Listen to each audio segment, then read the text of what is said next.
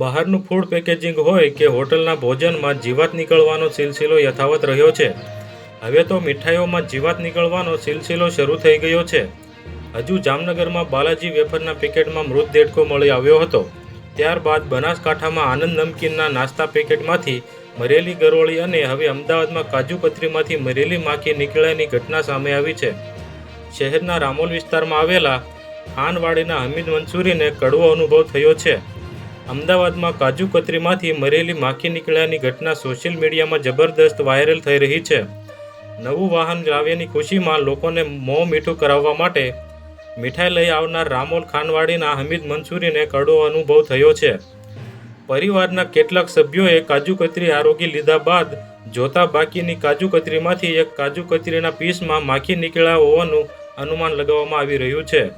જો અમારા વિડીયો તમને પસંદ આવતા હોય તો લાઈક કરો, શેર કરો અને સબસ્ક્રાઈબ કરવાનું ભૂલતા નહીં.